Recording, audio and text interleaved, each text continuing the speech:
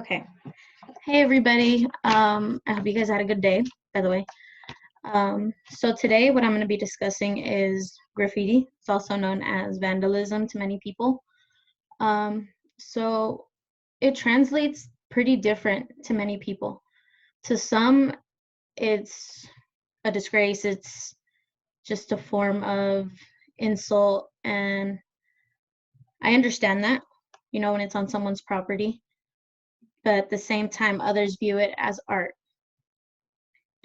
And that I understand too. When it's something that you've taken hours doing, and so it's a pros and cons type of thing. Um, so these are the not so good things that it does to the community. It tends to lower property values. It looks unappealing to those who find it as a horrible thing. Usually because it is against the law and they're usually getting chased. The spray cans get left behind, and everything that they use tend to get left behind, and we all know that that's no good for the environment. Also for the repairs, it tends to take money away from taxpayers, where that money could be put somewhere else that benefits, that could make changes, big changes. Those who are caught are facing either, they can face up to a few days in prison, and they do pay a pretty big fine. And since they're being chased, I mean, there is always a possibility of getting injured. So according to the National Association of Realtors, general graffiti that has nothing to do with profanity, it lowers it by 15%. But when it does have profanity or something hateful towards anyone, it lowers it by 25%, which to us, just as the numbers, may not seem like much. But if you actually think about it, that is a good amount to a whole community. And dropping property values later on leads to low-income communities, which most students from highest income quartile complete college. So as you guys see, the 54% are from the highest income, while 9% from the lowest income. As you can see, that's a pretty big difference. And that's what's sad, you're stuck in this low income, and from the beginning, people say you really have no chance much unless you work really hard at it. Lincoln is in Montana. So these reports are from there. As you can see, it's obviously not all of vandalism. The blue is all over. I don't know if you guys can see the difference in where it says. But that is still a good amount. So the current solutions that are put into place are the codes. Currently, there's the penal code that states you must pay the equivalent to what you did, and there is always a possibility of facing imprisonment. It's just depending on the situation.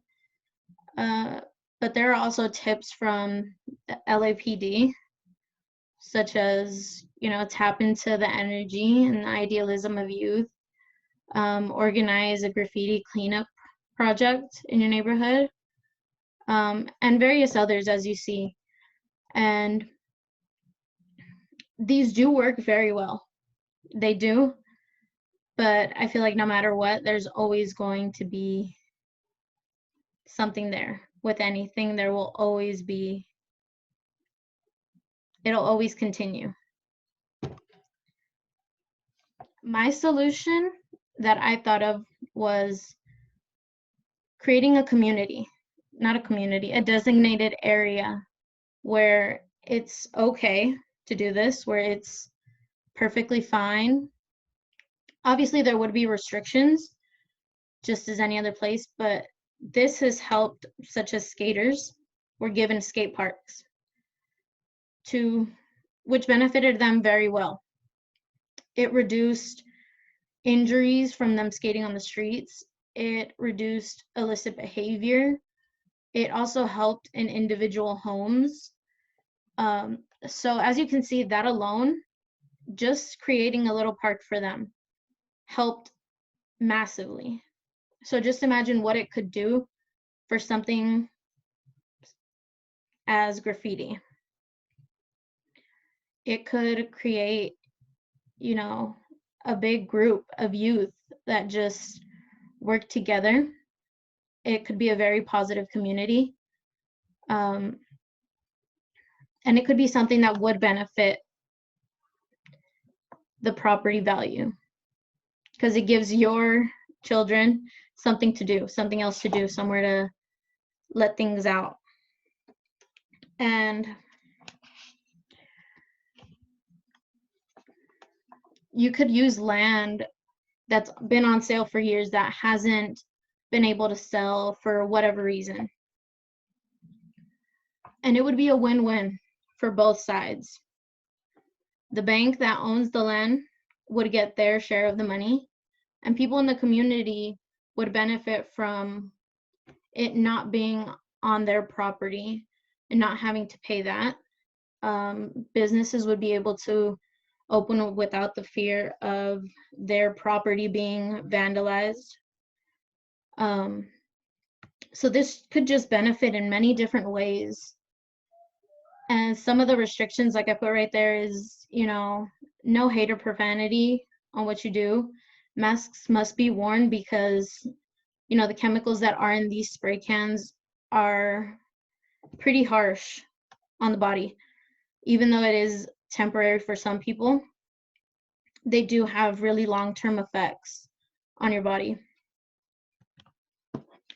So just imagine living in a community that doesn't take from the youth, but gives them their space. Because as kids, you know, that's something that we want. Especially, I mean, if you're from a low income like home, you're with so many people and you just feel like you have nowhere to go.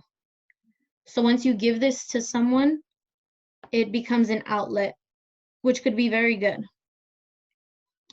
And this may not fully get rid of it, but it is an effort at compromising, which will allow business to reopen without the fear. Yes, restrictions would be put in place, but for the most part, could make a positive impact on the community. And thank you. That's